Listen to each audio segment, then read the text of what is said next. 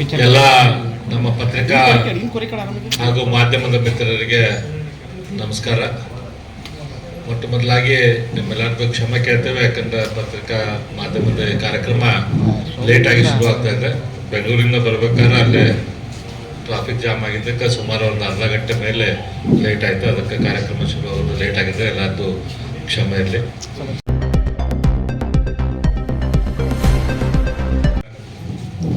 ಇನ್ನು ಕೆಲವೇ ದಿನಗಳಲ್ಲಿ ನಮ್ಮ ರಾಜ್ಯ ಸರ್ಕಾರ, ಮುಖ್ಯಮಂತ್ರಿ ಸಿದ್ದರಾಮಯ್ಯನವರು ಮತ್ತೊಂದು ಬಜೆಟನ್ನು ಮಂಡಿಸ್ತಾ ಇದ್ದಾರೆ.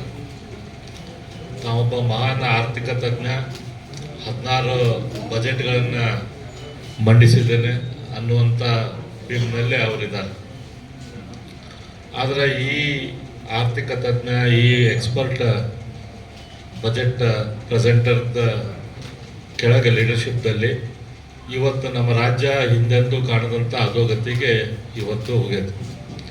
ನಮ್ಮ ರಾಜ್ಯದ ಆರ್ಥಿಕ ಪರಿಸ್ಥಿತಿ ಈ ಕಾಂಗ್ರೆಸ್ಸಿನ ಭ್ರಷ್ಟಾಚಾರ ಇಲ್ಲ ಬೇಕು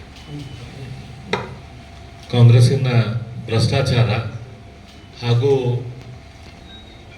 ಇವರ ಬಡವರ ಬಗ್ಗೆ, ದಲಿತರ ಬಗ್ಗೆ ಕಾಂಗ್ರೆಸ್ ಸರ್ಕಾರಕ್ಕಿರುವಂಥ ನಿಷ್ಕಾಳಜಿ ಇವತ್ತು ಇಲ್ಲಿ ತನಕ ಏನು ಆಗಿದೆ ಅದರ ಮೂಲಕ ನಮಗೆ ಗೊತ್ತಾಗ್ತದೆ. ದಲಿತರು, ಹಿಂದುಳಿದವರಿಗೆ ಕಾಳಜಿ ಮಾಡ್ತೇವೆ ಅಂಥೇಳಿ ಭ್ರಷ್ಟಾಚಾರ ನಾವು ಮಾಡೋದಿಲ್ಲ ಅಂಥೇಳಿ ದೊಡ್ಡ ದೊಡ್ಡ ಮಾತು ಹೇಳಿ ಕಾಂಗ್ರೆಸ್ದವರು ಅಧಿಕಾರಕ್ಕೆ ಬಂದರು. ಬಂದ ಮೇಲೆ ಅವರು ಗ್ಯಾರಂಟಿ ಬಗ್ಗೆ ದೊಡ್ಡ ಭರವಸೆಗಳನ್ನು ಜನರಿಗೆ ಕೊಟ್ಟಿದ್ರು. ಆದರೆ ಗ್ಯಾರಂಟಿ ಭರವಸೆ ಕೊಟ್ಟಾಗ ಅವರು ಯಾವುದೇ ರೀತಿಯಿಂದ ಹೇಳಿದ್ದಿಲ್ಲ, ನಾವು ದಲಿತರ, ಹಿಂದುಳಿದವರ ಹಣವನ್ನು ಇದಕ್ಕೆ ತೆಗೆದುಕೊಳ್ತೇವೆ ಅಂತ ಹೇಳಿ.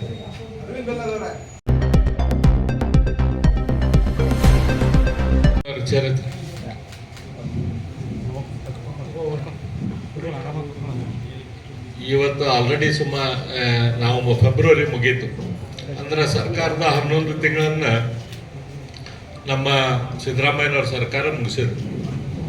ಮೊದಲಿನ 2 ವರ್ಷದಲ್ಲಿ ಬೇರೆ ಬೇರೆ ಗ್ಯಾರಂಟಿಗಳನ್ನು ಕೊಡಬೇಕಾದ್ರೆ ಇವ್ರು ಯಾರ್ದು ಹೇಳಿದ್ದಿಲ್ಲ, ಗ್ಯಾರಂಟಿಗಳಿಗೆ ನಾವು ದಲಿತರ ಹಣವನ್ನು ಉಪಯೋಗಿಸ್ಕೊಳ್ತೇವೆ ಅಂತೇಳಿ. ಆದರೆ ಮೊದಲ 2 ವರ್ಷದಲ್ಲಿ ಸುಮಾರು 25,000 ಕೋಟಿ ರೂಪಾಯಿಯಷ್ಟು ದಲಿತರ ಹಣ ಈ ಕಾಂಗ್ರೆಸ್ ಸರ್ಕಾರ ಉಪಯೋಗಿಸ್ತು. ಇವತ್ತಿನ ದಿನ ಈಗ 24-25ಕ್ಕೆ ನಾವು ಈಗ ನಡೆದಿದೆ. ಇನ್ನೊಂದು ಸ್ವಲ್ಪ ದಿನದಲ್ಲಿ 25-26 ಬಜೆಟನ್ನು ಇನ್ನು ಇದೇ 7ನೇ ತಾರೀಕಿನಿಂದ ಮಾನ್ಯ ಮುಖ್ಯಮಂತ್ರಿಗಳ ಕೊಡ್ತಾ ಇದ್ದಾರೆ. ಇಲ್ಲಿ ತನಕದ ಕತೆ ಏನಾಗಿತ್ತಪ್ಪ ಅಂತಂದ್ರೆ 24-25ರಲ್ಲಿ ಏನು ಬಜೆಟ್ ಮಂಡಿಸಿದ್ರು, ಅದರಾಗ SCP ಮತ್ತು TSPಗಾಗಿ 39,914 ಕೋಟಿ ರೂಪಾಯಿ ಕೊಡ್ತೇವೆ ಅಂಥೇಳಿ ವಾಗ್ದಾನ ಮಾಡಿದ್ರು ಬಜೆಟ್ದಲ್ಲಿ. 39,914 ಕೋಟಿ. ಆದರೆ ಇಲ್ಲಿ ತನಕ ಖರ್ಚು ಮಾಡಿದಂಥ ದುಡ್ಡು ಎಷ್ಟಪ್ಪ? ಇಲ್ಲಿ ತನಕ ಖರ್ಚು ಮಾಡಿದಂಥ ದುಡ್ಡು 20,404 ಕೋಟಿ ರೂಪಾಯಿ. ಅಂದ್ರೆ ಸುಮಾರು ಒಂದು 52% ಅಷ್ಟು ದುಡ್ಡನ್ನು ಮಾತ್ರ ಖರ್ಚು ಮಾಡಿದ್ದಾರೆ. ಇನ್ನು ಒಂದು ತಿಂಗಳಲ್ಲಿ ಇನ್ನೊಂದು 20,000 ದುಡ್ಡು ಖರ್ಚು, 20,000 ಕೋಟಿ ಖರ್ಚು ಮಾಡಕ್ಕೆ ಸಾಧ್ಯ ಆಗ್ತದೆ ಸರ್ಕಾರಕ್ಕೆ? ಅಥವಾ 20,000 ಕೋಟಿ ಇನ್ನು ಒಂದು ತಿಂಗಳಲ್ಲಿ ಅವ್ರು ಖರ್ಚು ಮಾಡಿದ್ರೆ ಆ ಹಣ ಯಾವ ರೀತಿ ಖರ್ಚಾಗುತ್ತೆ? ಇದು ಹಿಂದುಳಿದವರ ಬಗ್ಗೆ ಇರುವಂತ ಸರ್ಕಾರದ ಪ್ರೀತಿ, ಸಾಧನೆ. ಅದ ನೀವು ಅಲ್ಪಸಂಖ್ಯಾತರ ಇಲಾಖೆ ನೋಡ್ರಿ, ಅಲ್ಲಿ ಮಾತ್ರ ಇವ್ರದ್ದು ಪರ್ಫಾರ್ಮೆನ್ಸ್ ಭಾರಿ ಹೆಚ್ಚು. ನಾನು ಮುಖ್ಯಮಂತ್ರಿಗಳಿಗೆ ಈ ಸಂದರ್ಭದಲ್ಲಿ ಕೇಳಕ್ಕೆ ಇಚ್ಛೆ ಪಡ್ತೇನೆ, ನೀವು ಅಂಬೇಡ್ಕರ್ ಅವರ ಹೆಸರಿನಲ್ಲಿ ಮಾತು ಎತ್ತಿದ್ರೆ ಅಂಬೇಡ್ಕರ್ ಅವ್ರ ಹೆಸರು ತಗೋತೀರಿ. ಮಾತು ಕೇಳಿದ್ರೆ ನಿಮ್ಮ ನಾಯಕರು ರಾಹುಲ್ ಗಾಂಧಿಯವರು ಸಂವಿಧಾನ ಹಿಡ್ಕೊಂಡು ಅಡ್ಡಾಡ್ತಾರೆ. ಅವ್ರು ಸಂವಿಧಾನ ಹಿಡ್ಕೊಂಡು ಅಡ್ಡಾಡ್ತಾರೋ, ಬೈಬಲ್ ಹಿಡ್ಕೊಂಡು ಸಂವಿಧಾನ ಅಂತ ಹೇಳಿ ಅಡ್ಡಾಡ್ತಾರೋ ಗೊತ್ತಿಲ್ಲ. ಯಾಕಂದ್ರೆ ನನಗೆ ಅನಿಸ್ತೈತಿ ಅವ್ರಿಗೆ ಬೈಬಲ್ಲ ಅವ್ರದ್ದು ಸಂವಿಧಾನ. ಅವ್ರು ಸುಮ್ಮ ಒಂದೇನೋ ಪುಸ್ತಕ ಹಿಡ್ಕೊಂಡು ಅದು ಸಂವಿಧಾನ ಅಂತ ಹಿಡ್ಕೊಂಡು ಅಡ್ಡಾಡ್ತಾರೆ. ಸಂವಿಧಾನದ ಹೆಸರು ಹೇಳ್ಕೊಂಡು ಅಡ್ಡಾಡೋರು. ಇವ್ರಿಗೆ ಈ ರೀತಿಯ ಅನ್ಯಾಯ ನೀವು ಯಾಕೆ ಮಾಡ್ತಾ ಇದ್ದೀರಿ? ಸಂವಿಧಾನಕ್ಕೆ ಅನ್ಯಾಯ ಯಾಕೆ ಮಾಡ್ತಾ ಇದ್ದೀರಿ? ಯಾಕಂದರೆ ಕಾನೂನಿನ ಪ್ರಕಾರ ಇವತ್ತು SCP TSP ಹಣ ಅದನ್ನು SCP ಸಮಾಜಕ್ಕೆ, SC ಸಮಾಜಕ್ಕೆ ಮತ್ತು ST ಸಮಾಜಕ್ಕೆ ಉಪಯೋಗ ಮಾಡಬೇಕಾಯ್ತು. ಆ ದುಡ್ಡನ್ನು ಒಯ್ದು ನೀವು ಗ್ಯಾರಂಟಿಗಳಿಗೆ ಯಾಕೆ ಹಾಕಾಗ್ತೀರಿ? ನೀವು ಇದನ್ನೇನು ನಿಮ್ಮ ಚುನಾವಣೆಯಲ್ಲಿ ಭರವಸೆಯಲ್ಲಿ ಹೇಳಿದ್ದೀರ, ಇಲ್ಲ ಅಂತಂದರೆ ಯಾಕೆ ಹಾಕಾಗ್ತೀರಿ? ಮತ್ತು ನೀವೇ ನಿಮ್ಮ ಬಜೆಟ್ದಲ್ಲಿ ಘೋಷಣೆ ಮಾಡಿದಂಥ ನಿಗಮಗಳಿಗೆ ಆ ಬಜೆಟ್ಗಳಿಗೆ ಏನು ಕೊಡ್ತೇವೆ ಅಂತ ಹೇಳ್ತೀರಿ, ಅದನ್ನ ಇನ್ನೂ ತನಕ ಯಾಕೆ ಕೊಟ್ಟಿಲ್ಲ? ಮತ್ತು ಅದನ್ನು ಕೊಟ್ಟಿಲ್ಲ ಅಂತಂದ್ರೆ ನಿಮ್ಮ ಆಡಳಿತದಲ್ಲಿ ರಾಜ್ಯದ ಹಣಕಾಸು ಪರಿಸ್ಥಿತಿ ಪೂರ್ತಿ ಹದಗೆಟ್ಟೈತೆ ಅಂತಂದ್ರೆ ಅದನ್ನು ಹೇಳ್ರಿ. ಆದ್ರೆ ಅದರ ಹದಗೆಟ್ಟಿದ್ದ ಹಣಕಾಸು ಪರಿಸ್ಥಿತಿ ಅದು ಎಲ್ಲರಿಗೂ ಒಂದೇ ರೀತಿ ಇರಬೇಕಲ್ಲ. ಅದು ಮುಸ್ಲಿಂ ಸಮಾಜಕ್ಕೆ ಅವ್ರಿಗೆ ದುಡ್ಡು ಬಿಡುಗಡೆ ಮಾಡೋಕ್ಕೆ ನಿಮ್ಗೆ ಐತಿ, ಇವತ್ತು SC ಸಮಾಜಕ್ಕೆ ST ಸಮಾಜಕ್ಕೆ ಬಿಡುಗಡೆ ಮಾಡೋಕ್ಕೆ ಯಾಕಿಲ್ಲ?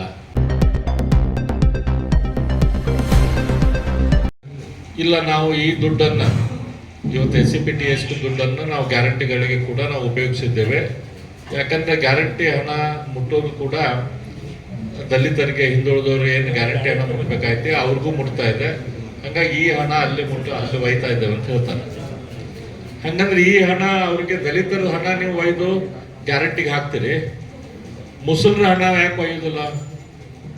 ಸಾಬರ್ ಹಣ ಯಾಕೆ ನೀವು ಅಲ್ಲಿ ಒಯ್ಯೋದಿಲ್ಲ?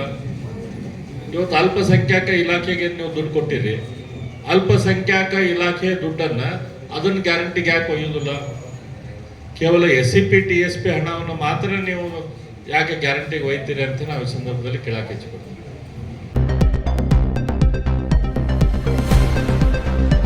ಇದು ಎಲ್ಲದೂ ಸಾಮೂಹಿಕ ನಾಯಕತ್ವದಲ್ಲಿ ನಾವು ಮಾಡ್ತೇವೆ. ಅಲ್ಟಿಮೇಟ್ಲಿ ನಮ್ಮ ಪಕ್ಷದ ವಿರೋಧ ಪಕ್ಷದ ಧುರೀಣರಿದ್ದಾರೆ, ಅವರ ನೇತೃತ್ವದಲ್ಲಿ ಸದನದಲ್ಲಿ ಹೋರಾಟ ಮಾಡ್ತಾರೆ. ಹೆಸರುಗಳು ಹೇಳ್ತಾ ಹೋಗಿ ಸರ್, ಯಾರು ನಾಯಕತ್ವ ವಹಿಸೋರು? ಸದನದ ಹೊರಗೆ ಕೂಡ ನಮ್ಮ ಅಧ್ಯಕ್ಷರು, ಪ್ರಧಾನ ಕಾರ್ಯದರ್ಶಿಗಳು, ಎಲ್ಲ ಪಕ್ಷದ ಬೇರೆ ಬೇರೆ ನಾಯಕರಿದ್ದಾರೆ. ಆಮೇಲೆ ಇದೆಲ್ಲ ನಮ್ಮ SC ಮತ್ತು ST ಸಮಾಜದ ನಮ್ಮೆಲ್ಲ ಧುರೀಣರಿದ್ದಾರೆ. ಜಿಲ್ಲಾ ಮಟ್ಟದಲ್ಲಿ ನಮ್ಮ ನಾಯಕರಿದ್ದಾರೆ, ಶಾಸಕರಿದ್ದಾರೆ.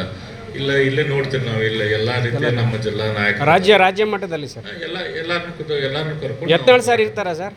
ಯತ್ನಾಳ್ ಸರ್ ಬರ್ತಾರ? ಎಲ್ಲರೂ ಇರ್ತಾರೆ, ಈ ಹೋರಾಟದಲ್ಲಿ ಎಲ್ಲರೂ ಇರ್ತಾರೆ.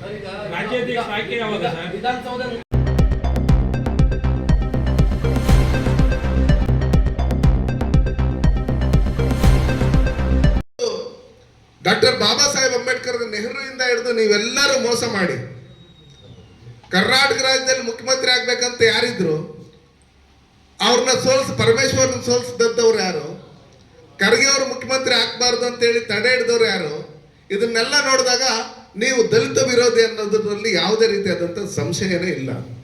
ಅದಕ್ಕೋಸ್ಕರ ನೀವು ಮುಖ್ಯಮಂತ್ರಿಗಳಾಗಿದ್ದಾದ್ಮೇಲೆ ದಲಿತರು ಒಂದಷ್ಟು ಜನ ಲೀಡರ್ಗಳಿದ್ದಾರೆ, ಆ ರಾಜ್ಯದಲ್ಲಿ ಮಹಾನ್ ಲೀಡರ್ಗಳವರು, ಅವ್ರಿಗೆ ಬಿಸ್ಕೆಟ್ ಹಾಕಿ ನಾವು ಜೊತೆಲಿ ಇಟ್ಕೊಳ್ಳೋಣ ಅಂತೇಳಿ ಈ ಸಮಾಜ ಕಲ್ಯಾಣ ಇಲಾಖೆ ಸಚಿವರಾದಂಥ HC ಮಾಧವರವರು ಮತ್ತೆ ಸಿದ್ದರಾಮಯ್ಯನವರು ಅವ್ರಿಗೆ ಬಿಸ್ಕೆಟ್ಗಳು ಹಾಕ್ಕೊಂಡು ಇವತ್ತು ಸಂವಿಧಾನ, ಅಂಬೇಡ್ಕರ್ಗೆ ಅವ್ರು ಬೆಲೆ ಕೊಡದೇ ಇರ್ತಕ್ಕಂಥವ್ರು ಸಂವಿಧಾನದ ಬಗ್ಗೆ ಅರಿವು ಮೂಡಿಸಂತ ಕಾರ್ಯಕ್ರಮ ಮಾಡಬೇಕು ಅಂತೇಳಿ ಹಳ್ಳಿಗೂ ರಥ ಕಳಿಸಂತ ಕೆಲಸಗಳನ್ನು ಮಾಡಿ ಆ ದುಡ್ಡನ್ನ ಪೋಲ್ ಮಾಡ್ತಾ ಇರ್ತಕ್ಕಂಥದ್ದು. ಮತ್ತೆ ಗ್ಲೂಕೋಸ್, ಹಾರ್ಲಿಕ್ಸ್ ಯಾವುದೋ ಬಿಸ್ಕೆಟ್ ಹಾಕಿದ್ದಾರೆ. ಸ್ವಲ್ಪ ಚಿಲ್ಲರೆ ಹಣಕ್ಕೋಸ್ಕರ ಇದು ಮಾಡ್ಕೊಂಡು ಯಾವುದೋ ಒಂದು ಫೈಲ್ ಎತ್ಕೊಂಡೋಗಿ ಸಿದ್ದರಾಮಯ್ಯನವ್ರು ಸೈನ್ ಹಾಕ್ಸ್ಕೊಂಡು ಇವತ್ತು ದಲಿತ ನಾಯಕರುಗಳು ಅಂತ ಹೇಳ್ಕೊಂತ ಇರ್ತಕ್ಕಂಥವ್ರು ಇಡೀ ಜನಾಂಗಕ್ಕೆ ಮೋಸ ಮಾಡ್ತಾ ಇರ್ತಕ್ಕಂಥದ್ದು ನೀವು ನಾವೆಲ್ಲ ನೋಡಿದ್ದೀರಿ. ನೀವು 14 ಸೈಟ್ ವಾಪಸ್ ಕೊಟ್ರಿ, ಕಳ್ತನ ಮಾಡಿರುತ್ತ ಮಾಲ್ ವಾಪಸ್ ಕೊಟ್ಟ ತಕ್ಷಣ ನೀವು ನಿರಪರಾಧಿ ಆಗಕ್ಕಾಗಲ್ಲ ಸಿದ್ದರಾಮಯ್ಯನವರೇ. ಅದಕ್ಕೋಸ್ಕರ ಈ ಬಜೆಟ್ ಮಂಡನೆ ಮಾಡೋದಕ್ಕೆ ದಲಿತ ವಿರೋಧಿ ಚಟುವಟಿಕೆಗಳನ್ನ ಮಾಡ್ತಾ ಇರ್ತಕ್ಕಂಥವ್ರು ನೀವು ಇವತ್ತೊಂದು ರಾಮ ಮಂದಿರ ಉದ್ಘಾಟನೆ ಮಾಡ್ಬೇಕಂತ ಹೇಳಿದ್ರೆ ಆ ರಾಮ ಮಂದಿರದ ಒಂದು ಭಜನೆ ಮಾಡ್ತೀರಿ ಹಳ್ಳಿಗಳಲ್ಲಿ ಅಂದ್ರೆ ಅದರಲ್ಲಿ KEBಯಿಂದ ಹಿಡಿದು ಪುರಸಭೆಯಿಂದ, ನಗರಸಭೆಯಿಂದ ಹಿಡಿದು ತಾಲೂಕ್ ಪಂಚಾಯತಿ, ಗ್ರಾಮ ಪಂಚಾಯತಿ, DC ಆಫೀಸಿಂದ, SP ಆಫೀಸಿಂದ ಪರ್ಮಿಷನ್ ತಗೊಬೇಕು. ಆದ್ರೆ ಈ ದೇಶದ ವಿರೋಧಿ ಯಾರ್ಯಾರು, ಔರಂಗಜೇಬ್ ಇರ್ಬೋದು, ಇನ್ನೊಬ್ರು ಇರ್ಬೋದು, ಇವ್ರದ್ದು ಯಾರ್ದಾದ್ರು, ಮತ್ತೆ ನಮ್ಮ ಹಿಂದೂಗಳನ್ನ ಮಾಡಿದಂತ ಟಿಪ್ಪು ಸುಲ್ತಾನ್ ಏನೋ ಇದಾಕ್ಬೇಕಂದ್ರೆ ಫ್ಲೆಕ್ಸ್ ಹಾಕ್ಬೇಕಾದ್ರೆ ಯಾವುದೇ ಪರ್ಮಿಷನ್ ಏನು ಬೇಕಾಗಿಲ್ಲ ನಿಮಗೆ. ಅವ್ರ ಕತ್ತಿಗಳೆತ್ಕೊಂಡು ರೋಡ್ಗಳಲ್ಲಿ ಓಡಾಡ್ತಾರೆ, ಲಾಂಗ್ಲೆತ್ಕೊಂಡು ರೋಡ್ಗಳಲ್ಲಿ ನಿಲ್ಸ್ಬಿಟ್ಟು ವೀಲಿಂಗ್ ಮಾಡ್ತಾರೆ. DJ ಹಳ್ಳಿ, KG ಹಳ್ಳಿಯಲ್ಲಿ ಸ್ಟೇಷನ್ ಬೆಂಕಿ ಹಾಕ್ತಾರೆ, ಸರ್ಕಾರಿ ವಾಹನಗಳಿಗೆ ಬೆಂಕಿ ಹಾಕ್ತಾರೆ, ಹುಬ್ಬಳ್ಳಿಯಲ್ಲಿ ಸ್ಟೇಷನ್ ಮೇಲೆ ಕಲ್ಲೆಸಿತಾರೆ.